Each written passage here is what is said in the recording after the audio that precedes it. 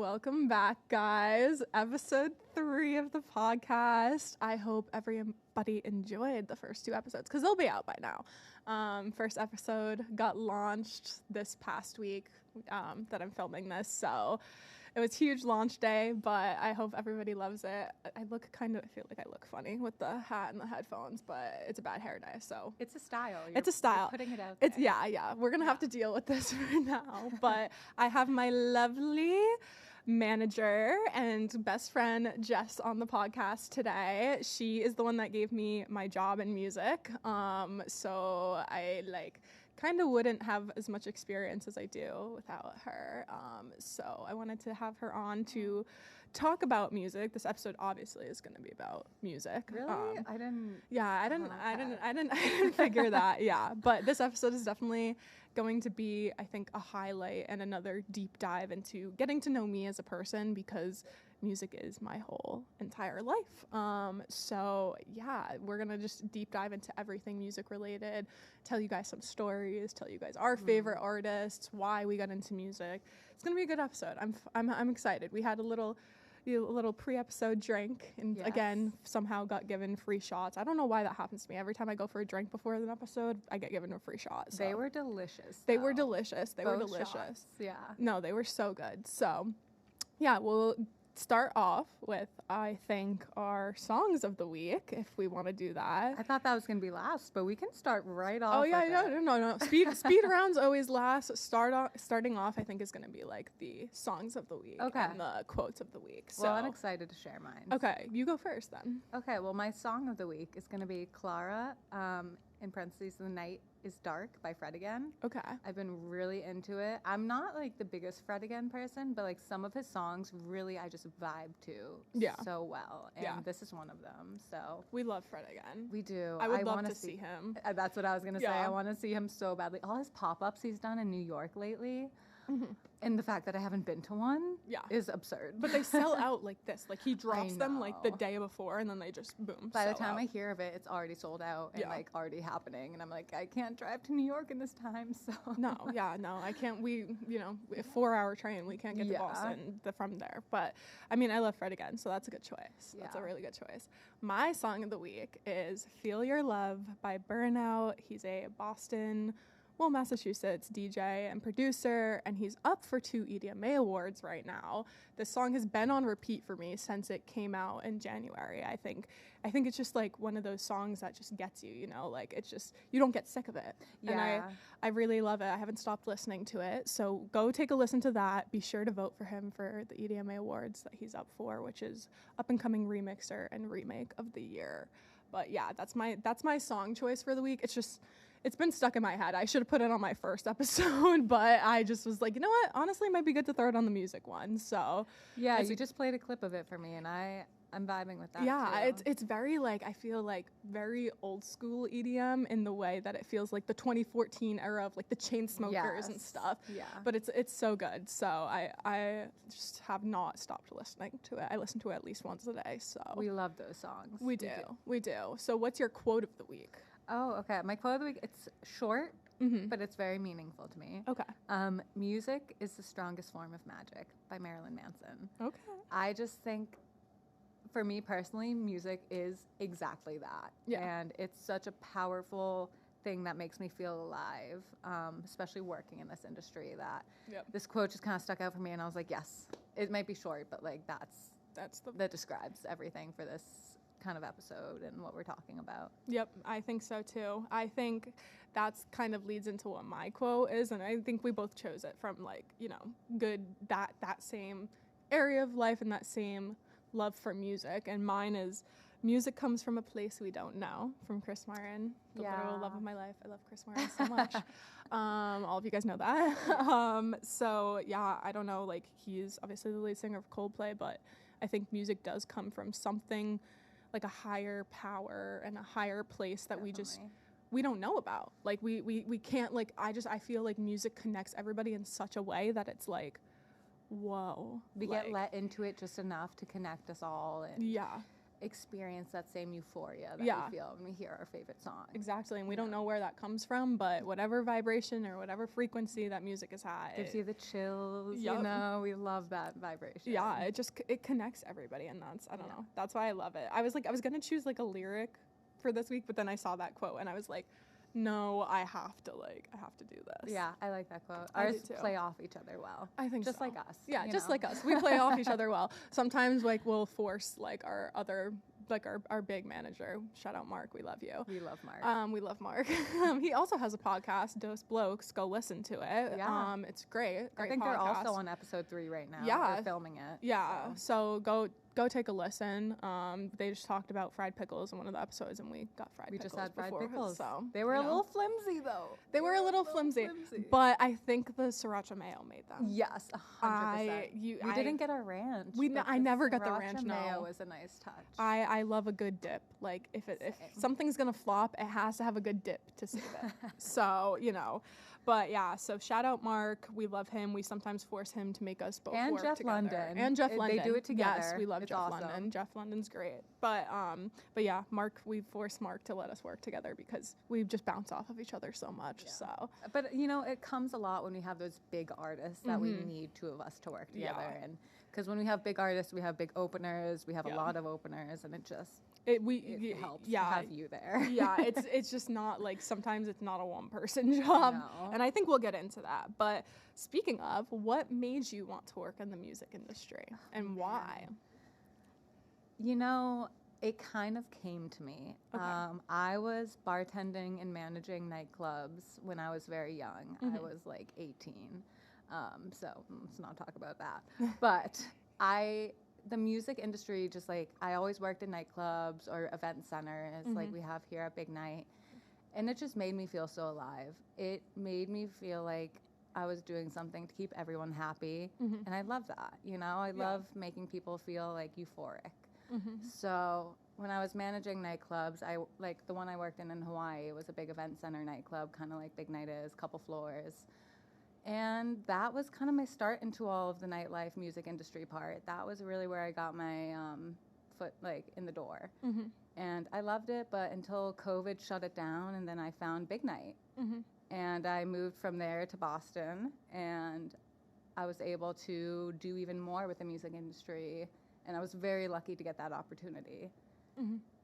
And, it's just something about it just makes me never want to quit. Yeah. Yep. I don't know if it's the stress or like the That could be part of it. the needing to live off of the stress, but no, I get that. I think for me, it's like the very similar feeling of I started going to concerts when I was very, very young, like a really young age, and like having that euphoric feeling of like the goosebumps you get. the goosebumps you get when the curtain drops and the headliner's about to come on, and like the build up. And I think too, for me, it was like I we'll talk about this a bit more later, but Coldplay was a big factor in like that concert changing the trajectory of how I wanted to live my life. And I think that it just like I ended up getting upgraded from like the nosebleeds to literally the very front row, like on the barricade. That's amazing. And it just like it changed that one show in like 2016, 2015, I think it was, changed my whole entire like life. And like I was like, I want to be able to do that for people. I want to be able to give people that feeling. And like I remember sobbing when the guy was like, do you want to go to the front row? And I was like, oh my God, like this band means so much to me. Yeah. And like the fact that I like somebody was able to just come up to me and like be like, hey, like do you want to do this? And like and that was their job, was to make people happy and see like the biggest fans and the people that are dedicated. Like I was like, I want to be able to do that for people one day. I want to be able to work in this industry. And it's nice because now you are. Like, we have the people at Big Night Live that really want to meet the artist or something, and we have security come up to us and ask us and be like, hey, we have this one person that is really interested in meeting the artist. Is that okay? And we can make that happen. And it's a great feeling, especially when the artist is psyched to do it. Yeah. I've had some artists that are like, no, I don't want to meet fans. I don't want to do photo ops. Yep. And that it is what it is. Yeah. But the artists who are like very willing to do it, great. Yeah. We love that. We love someone else who's looking to make someone happy, you know. Yeah. And the fact that we can help in that is great. Yeah, so I think that's kind of why, like, you know, I do love the job that we have right now, and we have gotten to do those things for people, and that's why I am in this, because somebody did that for me one day, and it was kind of like, oh my God, you know. But speaking of that, I mean, you guys already know who my favorite artist is, but I'll go into that. Who is your favorite artist and why? Let's see. I think I have a couple of favorite artists, but I put down one that like I'm really in love with right now. I want to say you're gonna be surprised. Okay. It's Kali Uchis. She's Okay. a Spanish singer. Yep. She does some English, but she has these amazing romantic vibey tracks to her. And I've been in love with it. She had one of my favorite albums too. And although I don't understand everything she's saying in the songs, I've Google translated some. I still like the fact that her music can capture me so much when I still don't even understand some of what she's saying. I think speaks to how much of a good singer and artist she is. Yeah. So that is my current favorite.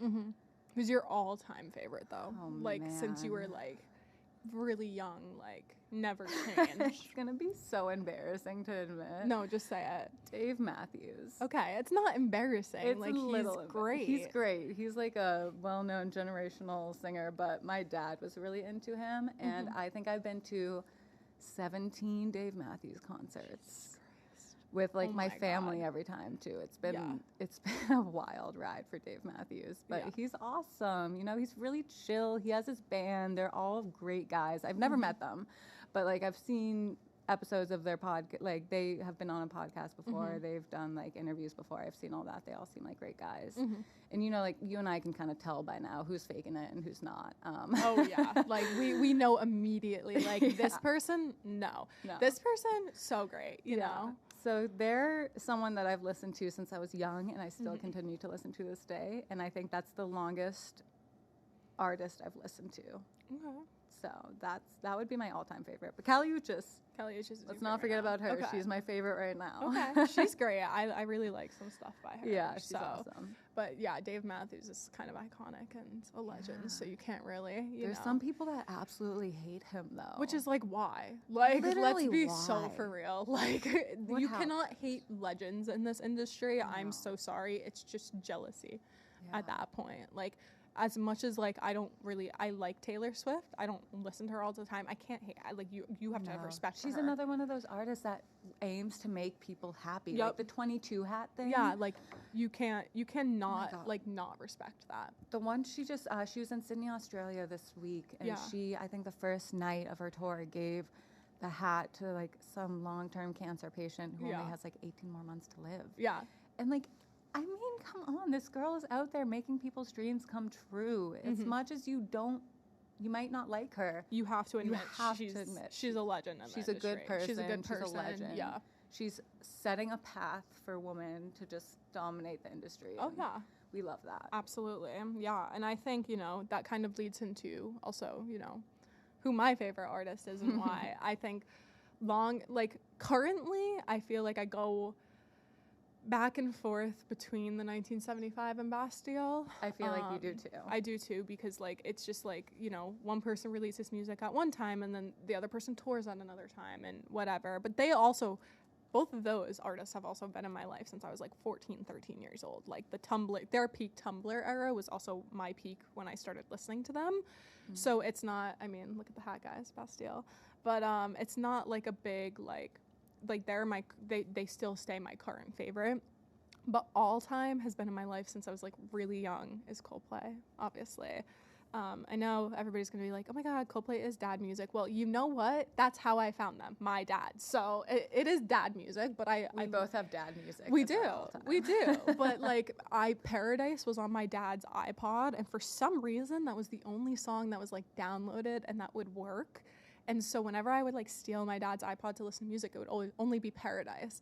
And then I think when I fell back in love with them is when they played the Super Bowl halftime show. Yeah. And that was when I was like, oh my God, like why were these people missing from my life again? And then I started seeing them in concert, and they completely changed my life. Like they do the same stuff too. Like they upgraded me to front row. They still do that now. Like I mean, they don't have like they have GA floor now. So when they had seats, they would do it. But still, like the way that they care about their fans, like they select fans to go backstage and meet them. They select fans to go on stage and introduce them to the stage. Like they're just legends in this industry. And I think anybody that shits on them for having boring music or like it's like, oh, it's Coldplay, you know, like it's Coldplay. They don't appreciate everything that goes into being. No, they don't. A band like that. Yeah, and like the creativity behind it, and like Chris Martin literally manifested them being famous. And their documentary, A Head Full of Dreams, like there's a video clip of him being like, mark my words, in like 20 years, we will be like playing this like headline in Glastonbury, and they were, and he like manifested them being famous, and I just think it's just incredible because they were just a band that formed in college and they took it to a whole other level, and their music is just something that has touched me for so long. And I mean, literally since I was like 7 years old and Paradise came out, like, I mean, that's my favorite Coldplay, one of my favorite Coldplay songs of all times, and everybody's gonna be like, it's basic, but that's why, because that was the only song that was the first song I heard by them. But no, I get it. But yeah, so that's my all-time favorite. Current favorite is always Bastille in the 1975. I mean, I saw the 1975 how many times last year? 2, 3? 2? 2, 3. I've seen them. Remember. I think I think I saw them 3 times last year because I saw them in London, and then I saw them twice when they came to the U.S. But then I saw Bastille 4 times last year too. Yeah, you had a good time. I had a good time, but yeah. So like, you know, Coldplay. I'm hoping to go see them this year in Dublin on my birthday. That is what I'm planning currently. I wish I could join you, but we'd have no one left. We'd have no one left to really work, so I kind of have to, you know. But yeah, I'm gonna try to plan that, and I know it's like currently a sold out show, but in my mind, nothing's ever sold out. There's always a way to get in. There is. There's always a way. Nothing's ever sold out. But speaking of concerts, what is a concert you wish you could see over and over again, and why? Oh my God, easy answer: Rufus Du Sol. Yes. Oh my God, I wanted to see them so bad. I was in Europe when they came. Yeah, you were. Yeah. And they were incredible. I think the venue had a lot to do with it because the venue was nice and they had great production. The lights, the confetti, hitting the cue on time with their songs and everything. Yeah. But that was just one of my favorite performances I've seen in a long time. It gave me goosebumps. You know, like we talk about music gives you goosebumps. That gave me goosebumps. I still have so many recordings of it, like the lasers, the lights, the confetti. It was just all wrapped together with the music. Amazing. And I really want to see them in Vegas. I've gotten the opportunity a couple of times. I think I'm going to go this year. You should. Or I'm going to go see ODESZA. Yeah, we talked about going to see ODESZA. I saw them at Lala, and they're... I mean, I want to see their own show though. Like, I want to them at Lala was great, but okay, like, what are you like? Imagine in a venue, and they're doing their last round of this tour at MSG. 3 nights, not 2, 3. So you know, if we're gonna go. We're gonna go collectively. We'll get a night off. Devin and I will go together. We will find a way to go. Yeah, you will. It will be a podcast episode about that whole show probably. But no, Rufus is great.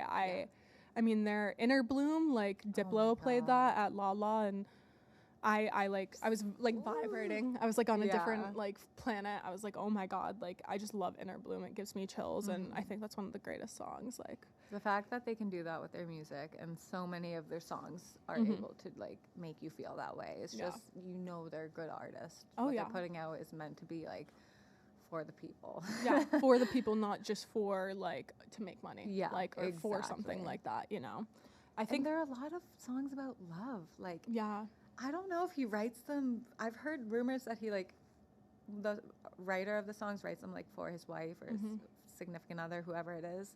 And it just makes me like love it so much more. I'm like, imagine a man writing those songs about you. Still on my bucket list, guys. Nobody's done it yet, but it's gonna happen. It's gonna happen. Whether it's like a produced song or something, a remixed song. Somebody will do it. It's on there and it will happen. You know, but I think mine is very specific and it's like really weird. But it's the 20. Oh my God, was it 20? I think it was 2016. 2016. 1975, I Like It When You Sleep tour. Like, if I could relive that show over and over and over again, like, that I think was like the first kind of time that I saw music not only as music but as like art. And like it was like, it's a huge concept album, and so seeing it live was like incredible. I was 14 years old. We got given free tickets, and we walked right onto the floor. Smelled like a dispensary in there. Kid you not. That's why. When was this? What year? This was like 2014. Oh, okay. Yeah. Good for or no 2016. But it was like in Connecticut. Literally smelled like a dispensary. I remember it, like the feelings, and then like the lights dropped, and it was like the Go Down soft sound was the opening, which is from that album, and that whole show. Like, I left and I was like, who is this band? I need to like follow them for the rest of my life, and I have. And that was like the first time I had like seen them and or heard of them, was just got the free tickets to the show. Like, some random people came up to us and gave us the free tickets, and if I could go to that show every night, I would. Like, it was incredible. I still look at the pictures from it. I still look at the videos from it. Don't like, you love doing that? I do. And everybody's like, why are you going to take pictures and videos at the show? Like, just live in the moment. I'm like, I look at those. Like, I'm actually one of those people that go back and look at the like pictures when I'm sad. It makes me happy. Feel so happy. Right? Like, it makes me like, oh my God, like, I'm so happy. Like, I would be so sad if I could. I mean, I've gotten more like, oh, okay, like some songs I've seen these artists so many times, like I don't need to record, but like, you know, some of them I'm like, oh my God, like I'm so glad I have this video, you know? Yeah. But yeah, that's kind of like my show. It's very specific, but like I would just, if I could see that show every night for the rest of my life, I think I would. Like, I really think I would. But I have to admit, another good one was Kygo. Kygo Music. They were really good. They that seems also like had a good production. I was more up in like the rafters of that show. Yeah. But that's another one I wish I could relive. Yep. That seems like a good show. Very vibey. Yeah, I feel like that's why I feel like Rufus would be like, is up there, you know, just that was the like, vibes aren't Kygo immaculate. was like my stepping stone to Rufus. Yep. That's usually how it works. It's like one artist is like, oh, and then here's another artist introducing you to them. So this is getting kind of more deep, which I don't even know the answer to this question, so I don't even know why I put it down. But obviously we have a great job right now. We love what we do. We really do. Like, we are dedicated to it. Like, we love our job. Like, I don't think there's a day that I get up, that I go into work and I'm like upset, you know? Like, I genuinely, at the end of every day, I'm just grateful that I'm in the industry I'm in and at the level I am, at the age I am. But what is your ultimate dream job? Like, if you could have any job, you could work for any artist, you could do anything in the industry, what would you do? Oh man, mine's gonna seem like kind of a boring answer, honestly, because I love what I do, but I think I would love to do talent buying eventually. Mm-hmm. I just think that, you know, like I've worked with the artists now personally and doing all the advancing for that. Mm-hmm. But I just think that I would love to be a talent buyer. Yeah. And go up to them and be like, hi, I'm the one that booked your show. Like, nice to meet you. So glad to have you here. Just like you're making stuff happen. Yeah. And that's what I want to do.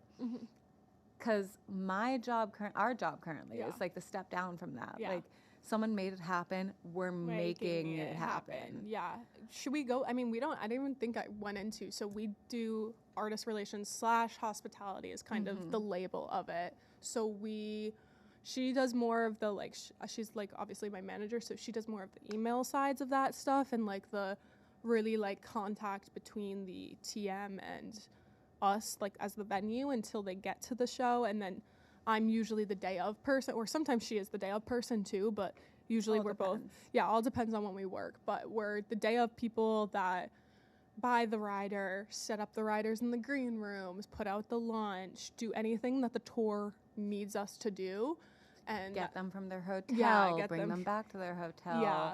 hang out with them, Yeah. entertain them, Like play games with them. Yeah, like that is literally be us. anything. Like we just are there for whatever they need. If they need us to run to like Target at like 9 p.m. at night, we have to go. Like that is us. They want like a goodie bag from the dispensary. We Yeah, got it. We have got a it. contact. Yeah. We can make that happen within an hour. Yeah, like that's us. It's always last minute requests, Yeah. and we do it. We make it happen. We, sometimes it's like insane requests, and I'm like, oh, in your wildest dreams that would Yeah. happen. But most of the time, it's stuff that we do make happen. But so talent buying is like, I think one step up from It's that, one step so. up. You don't have to worry about all the craziness as much. You just have to worry about like literally hiring this artist to perform. And it's not like the biggest, baddest career out there, but it's something that makes these shows happen.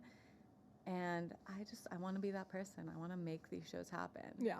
Like we already do that, like we said, but like without someone like Kathy, who's a talent buyer right now. You know Kathy from Big We Night love Live. Kathy. We Shout love out Kathy. Kathy's We love Mark's her. roommate too, so Yeah. power duo. Power duo. But like Kathy's a talent buyer, and I look up to her. I'm Yeah. like, oh, you're an aspiration. Yeah.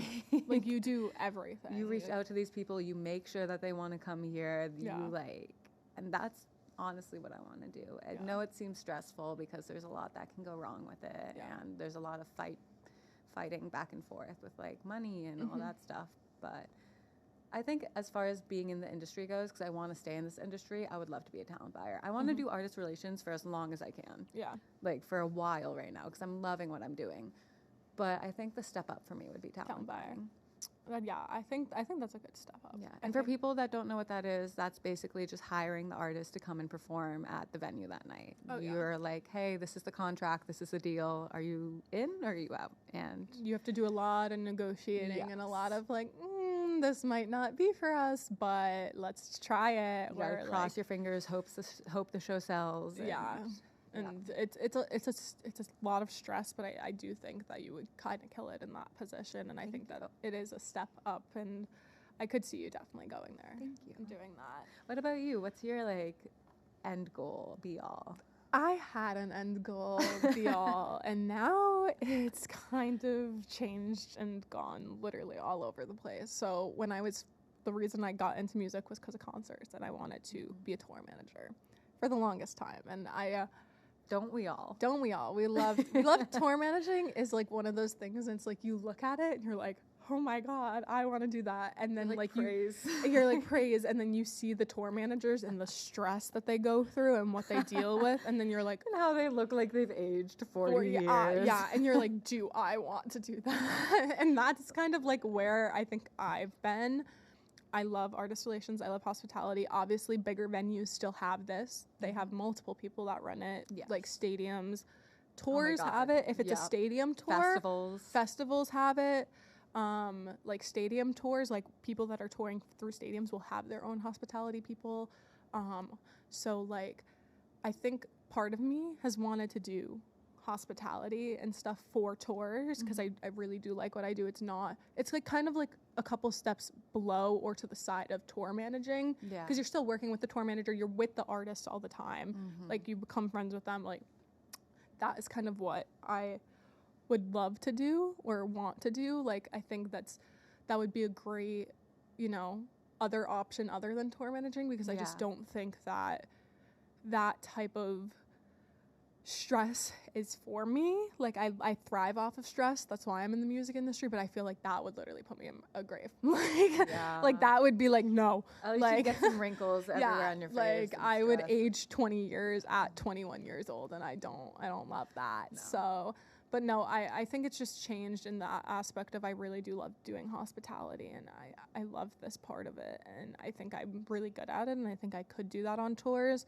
Part of me also, I'm taking vocal lessons right now. I write songs. So like, maybe doing that, dropping vocals here and there would be cool. That's like another aspiration. I'm teaching myself how to DJ. I've been doing it for a while. I can't wait for that to go I know. I need more time. Like I think, May, I'll have a little bit more time to really develop it. I mean, right now the podcast is kind of my main focus. Yes. But I do still have like a smaller deck at home that Charlie, again, shout out Charlie, my friend Charlie gave me. but I love it. I could definitely I love disco and DJing disco, like Purple Disco Machines has been one of my favorite artists to work with. Like, he's great. I haven't worked with him yet. I've given you all the dates for him. He's great. And that's, I think, kind of what like pushed me into like, if I did DJ and did take it seriously, I would love to do disco. Yeah. Because there's not a lot of females that DJ disco. No. Not a lot of female DJs at all. There's not a lot of females in the industry. At all. We period. work in a very male-dominated industry. Yeah.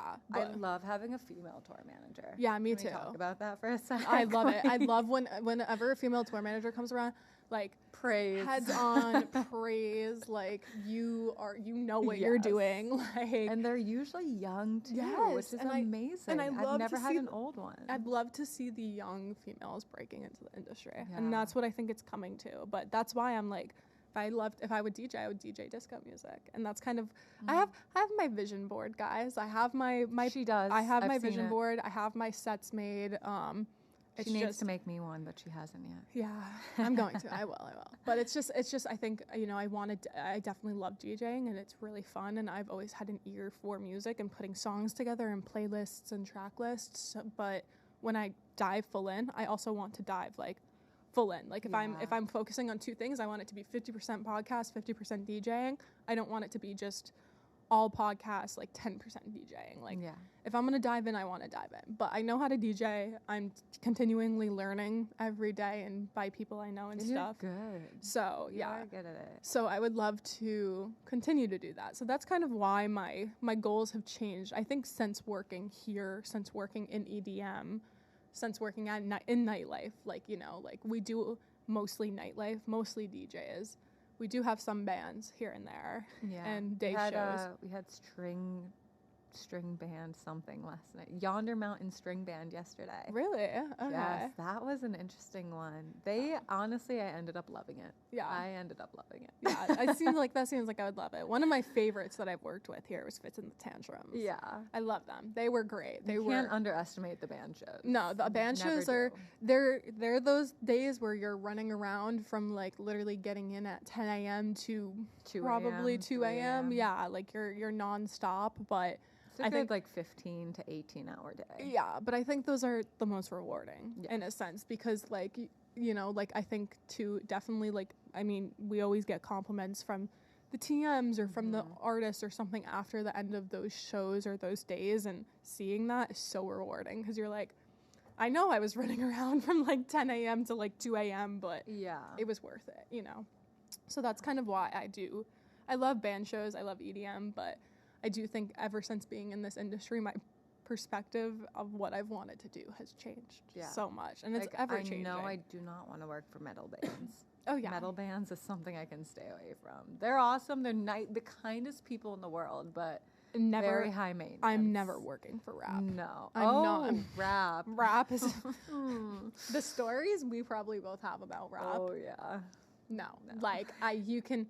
keep me away. Like, I will listen to my rap. All I want to listen to it. Never catch me working in rap. And if I do, then come back and show me this episode or check on me and be like, how are you doing? Because probably not well. But, okay. So what is your favorite memory of working in the industry? Mine isn't really a memory of working as much as it is of like, someone I've met through work. Yeah. So Nora En Pure. Yes. She's one of my favorite artists. Yeah. I had met her a couple times working with her. And recently this past summer she did a boat show. Yes. And my mom also loves her. So my mom really wanted to go to this boat show because it was an early show because the boat shows start at like 7, end by 9 or 10. Perfect for my mom's bedtime. Shout out, Mom. But we went to Nora En Pure, and my mom got to go like backstage. She got to meet her. She was super nice to us, introduced herself to us and my mom, and even invited us up on stage. That's crazy. So my mom was like 60 years old, partying on stage with Nora En Pure, having the time of her life. We love and that is like my happiest memory, honestly. I love that. It was freezing cold. The boat was cold. It was summer, but it was still cold. But my mom had the best time of her life, and she got to meet like one of her favorite artists. I got to hang out with one of my favorite artists. Yeah. which is a really like wholesome, heartfelt moment. And I think that would be my favorite. Those are favorite memory. That's definitely like, that's up there. Like Yeah. that like nothing beats, I think, the fever dream or the like, oh my God moment of like, you know, being with your favorite artist or somebody having you them admire. recognize you Yeah. and be like, come join us, hang out with us, have whatever you want, come up Yeah. on stage, do what you want. Yeah. Like for an artist to be like that is really Really incredible. awesome. Yeah. Yeah. I think that for like going off of that, for me, it's kind of like, this is gonna surprise you that I'm choosing this one, but Fitz and the Tantrums, working with them was one of my favorite memories because I had been wanting to see them since like high school, and I never remember got you to see saying them. I was like, it was always when they were on tour, I either was like busy or couldn't make the show or whatever. And I loved them. Like I listened to them since high school, whatever. My first time seeing them was also working with them, was also meeting them, getting to hang out with them. And it was just like, and I guess like Marky, our boss, had told the TM that I was a fan of them, and she told the band, and they were like, oh my God, like thank you for listening, and like, you know, they were like, how long have you been like listening to us for? I was like, literally since I was in high school, like 14 years old, whatever. And she was like, the TM was like asking them, how do you feel about that? They were like, we love it. Like, we appreciate somebody that's been listening to us for that long. And they were the nicest people ever. Like, I had a really long conversation with some of the members, and they were asking me about my life. And it was just we love that. We love when people like ask you how you're doing. Like, that is the best thing as artist relations, to be like, you care? Yeah. Like, to be like, how are you? You know? But yeah, like it was working with them was like so great, and I like bought a t-shirt and just wore it like home, and I like woke up, and that was kind of my first like little I made it moment, because I was like, this is somebody I'd been wanting to see for forever, and my first time seeing them was also getting to work with them, and like 14-year-old me was like so proud, and I was like, I can do things in this industry, I can go somewhere. So that's kind of my favorite memory. But like, what is your this is going to be, I don't even know what, I like put these questions down. I don't even know the answers to some of them. What is the funniest story you have working in the industry? I knew you were going to ask this one, and I didn't write anything down for this one. Okay. This is going to be a hard one for both of us then. I don't really know my funniest story. I have like the one that sticks out to me the most, which is a rapper. So you know where this is going. Oh God, yeah. I was gonna also choose a rap moment, I think, because they're just so funny at this point. It's not even like I had a rapper who's rider, and a rider is something that they request that they must have in their green room, in their VIP room, backstage, no matter what. So I had this rapper whose rider was solely 3 packs of bearskin condoms and 2 cases of Essentia water. So I checked out of the grocery store looking like I was going to an orgy. That's funny. Only to not even have this rapper show up. He canceled last minute after we sent a private jet for him, everything. Canceled. Ooh, I know who this is now. Yes, I'm like, you know who this is. Oh God, of course that was their rider. Yeah, that was their rider, and it was probably the most traumatizing shop I've had to do. Someone was like, what are you shopping for? Literally, the checkout person asked me what I was shopping for, and I was like, are you really going to ask that question right now? You're like, yeah. Are you really going to ask me that? You know what I'm shopping for. You're like, I'm not gonna tell you. It's not for me, it's a friend. No, exactly. I guess that, like, going off of that rap, like, rappers, the stuff that happens to us during rap shows is insane. Yeah. My funniest story is, I was backstage, and normally I always wear like rings on my finger, and so I had a ring on. You don't have any on right now. I don't have any on right now, no. But I had one on like this finger, which is your ring finger, whatever. And somebody in this rapper's posse or crew or whatever came up to me, was like, "Can I get your number?" And I was like, "Oh my God, here we go." So I was like, always on the rap show. always on the rap shows. Can I get your Instagram? Can I get your number? Like, whatever. So I was like, I think he asked for my Instagram and my number. So I'm pulling up my Instagram, and I'm realizing that I had been like, this was like a year and a half or 2 years. I don't know. It was probably like right when I started working, but it was like was like searching people on Instagram, and I didn't want to see this guy to like see my recent search history. So I was like clearing it before I gave him my phone to type in his Instagram.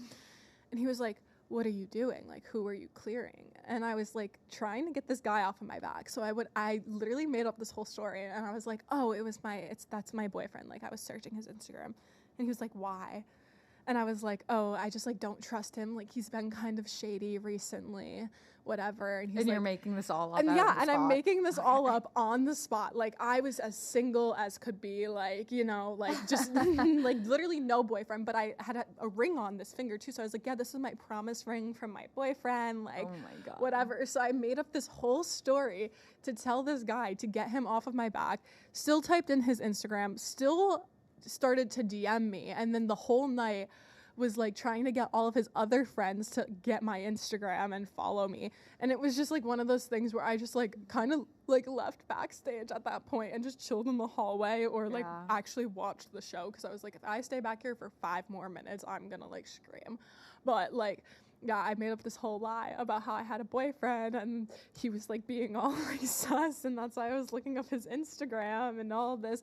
So this guy would like get off of my back, but nope, still went, typed in his Instagram, and just Oh my slid into my DMs, and I was like, I cannot, no. But that's kind of like one of the funniest stories I have. Like, I made up this whole story and this whole lie right on the spot, and I kind of love it. And so I have like a ring that I put on whenever I work with rappers and just do like, and that's my boyfriend ring, you know. Yeah, I have a boyfriend for whenever I work with rappers. Yeah. No other time. But No every other I work time. with rappers. Yeah, every other time we work with rappers, it's like boom. But yeah, no, that's kind of my funniest story. I mean, I don't really have any funny rider shops, I think. So I've had like people ask, oh my God. So Loud Luxury always Yes. asks for an old photo of Nickelback before his haircut, life size cutout. I love that. And it is like I've Love done Loud it. I've never done the life size cutout because I've never had time to like fully print a life size cutout of Nickelback before the Yeah. haircut. And if you don't know Nickelback before the haircut, he has like shoulder length blonde hair, like crazy.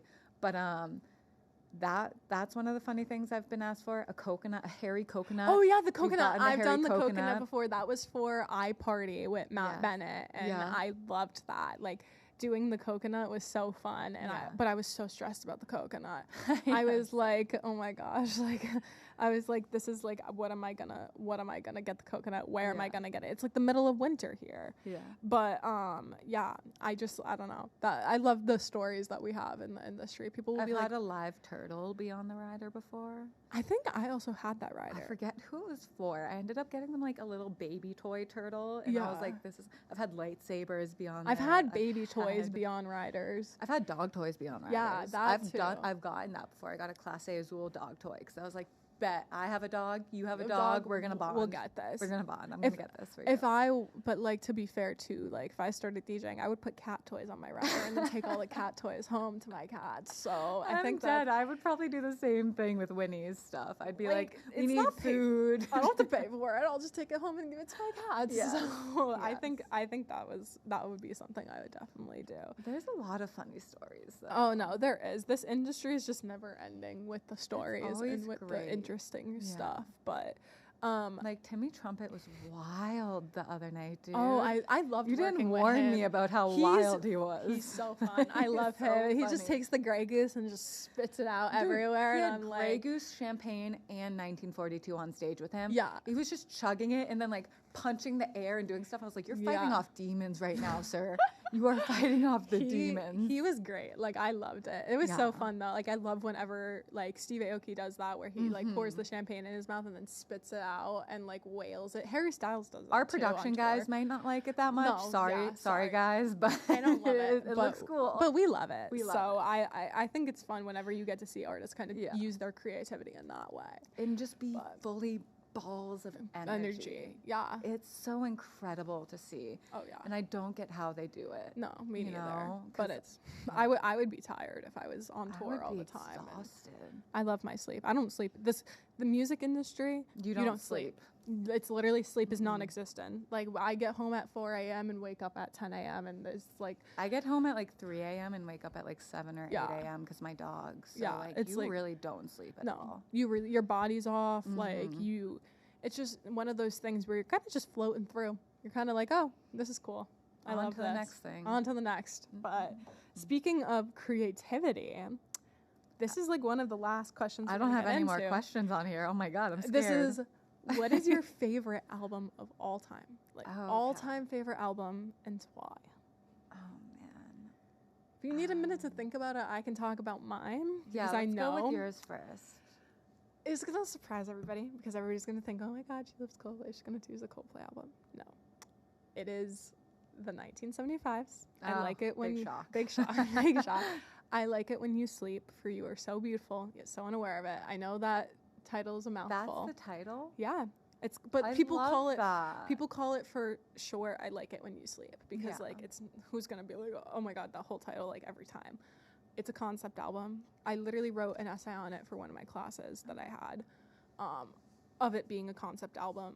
But it's basically like, it's kind of romance and like what it's like being alive and what it's like being a person and a human and feeling all of these emotions and love and like I kind of think of it as like your teenage years or like your early 20s Oh, I love that. and like Yeah. experimenting with all of these drugs and all of these people and meeting new people and traveling and kind of brings the ups and downs of that and the happiness and the highs and the lows and just the album as a whole. Like they did like for the whole album and for the marketing of it, they did LED signs with every song title and like placed them in different spots and took the pictures and like and the whole concept of it, it's just euphoric and it's Yeah. like very like 80s and it's really to me what it's like being alive, like what it's like being a human, what it's like being in your early 20s, what it's like figuring out your life, like you're figuring out all these emotions and these different things that are coming at you and it's just it's one of those albums that I literally listen to start to finish, no skips, never. I love I don't ever albums.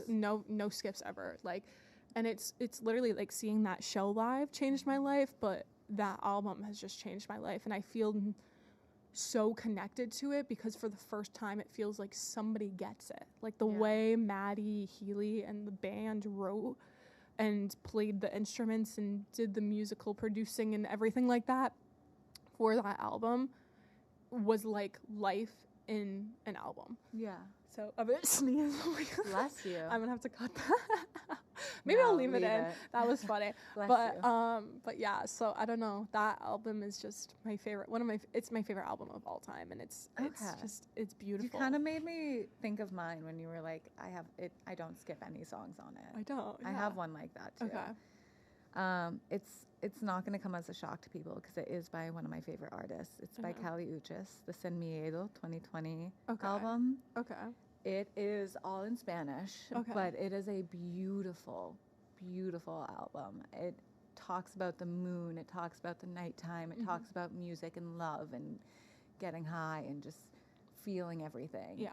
And like I said, I don't really speak Spanish, but like I translate these songs. I have like my best friend who speaks fluent Spanish, and like she's the one who actually was playing it in the shower one day when I was over her place, and I was like, "What is this? I'm obsessed. Yeah. I love it." And ever since then, I've listened to it every day since Yeah. then, and that was like 2 years ago. Yeah, and it's like one of those albums that you just play on It repeat. touches your you know? soul. Yeah. Yeah. Like you could listen to it for the like 50th time and it'd still be one of your favorite And I'll things. still repeat my favorite song from it like Yeah. 12 times in a day. Yeah, and it doesn't matter. It doesn't get old, you know? No, it doesn't. I love those albums. I love those albums that have stories and have concepts, and that's what Yeah. I've always loved. I think about music and about concerts and about working in the music industry is that when you are able to tell a story with something like music, which we don't know what it is, we just know it connects people and it brings people together, and it's something that's everywhere. It's in the streets, it's in the sirens, it's everywhere. There's this movie called August Rush, and I don't know if anybody, or I think it's August Rush. I think that's the name of it, but it's about like a kid who his parents are like in music and he gets put up for adoption, whatever, but he finds his family through music, and like he's so musically gifted and talented, but he always says like the music's everywhere you listen. Like if you listen to like the sounds or the like ambulance on the street or the people screaming or whatever, like that is music. Like it's always there. And that's what I love about albums and concept albums and art is people like put this whole thing together and they tell a story and they tell what they want to, and it's like their life. But Yeah, I I feel love that's that. kind of like what my favorite like God, what were we talking about? Like era of music was? Yes. Like my favorite era of music kind of brings like everyone together. It was like that 2014 to 2016 Tumblr era, Avicii, Avicii, Tumblr, G-Eazy, like that era. And that just brought everyone together, I feel like, because everyone was listening to it. Like you roll down your windows in the summer, you hear someone else listening to like a Chainsmokers song or an Avicii song, and you're like, yes. Yep. Like this is what it's about. Like everyone is on the same wavelength. Like we're all vibing and stuff like that. Oh, we got some window visitors. We always have window visitors. But yeah, no, that's what I feel like, you know, like I went to the Avicii Museum when I was in Sweden. I know. I still keep my keychain from it and my poster. I lost my keychain from it. Actually, no, wait, I think it might be on my I think I lost it though. But it's and he was just great. Like he was like seeing how much he brought people together in such a short period of time was insane. But okay, speaking of that, let's get into the speed round because we do have to end soon. Oh God, okay. I'm so nervous. Favorite genre of music? EDM. Okay, what type of EDM? Tropical house. Tropical house. Okay. Yeah. We like that. Mine is alternative indie. We've been knowing this for a very long time. I love all indie. Makes life so much. You just feel like you're floating. Yeah. Favorite musician? Dave Matthews. It has to be because that's been my like day one. Day one. Yeah. He might not be my favorite like today to this day, but he's been my day one for 27 years. We love that. Yeah. Okay. Mine is Chris Martin. Literally love of my life. Really? Who would know? Shoot. Who would know? It's not like I have a Chris Martin tattoo, guys. Like I everybody knows I will never love anybody or anything as much as I love Chris Martin. Okay, best era of music. We just talked about this. Oh, sorry. I just kind of spoiled that one. 2014. Oh my God. 2014 to 2016. Tumblr era. Avicii, Chainsmokers, G-Eazy. 1975 Halsey. Like that was like I think peak. But I also love the 80s. I love Queen. I love all that that's fair. That 80s music as well. Like I think that's why I like the 1975 so much. They have a very 80s sound. Yeah. Which I love. Especially I like it when you sleep. That album is 80s. For sure. Okay. Least favorite genre of music. Last question. Oh, metal. Metal? Screamo metal. It makes me uncomfy. I can put up with metal. Like I can put up with like Metallica and stuff like that, but I cannot stand country music. Really? The only song I like is Country Girl by Luke Bryan. Country Girl. Shake it. Yeah. That's me. Like I could like put if somebody mixed that at a club or threw that on, like I would get down. Oh, we got to get on someone for that then. I'll try it. But no, other than that, country. But yeah, man, I don't know. Like I know. I surprised you, I think, with a lot of these answers. You really did. Anyways, we're gonna wrap up. Thank you guys so much for listening again. It was a great episode. I'm sure I'll have Jess on again. Probably Jess and her roommate. Because we have more stories to tell you guys we can't fit into 50 minutes. This is not the end. But thank you for listening. Be sure to subscribe, like, follow, do whatever you want to do. And I will be back to see you in episode 4. So goodbye. Bye, guys.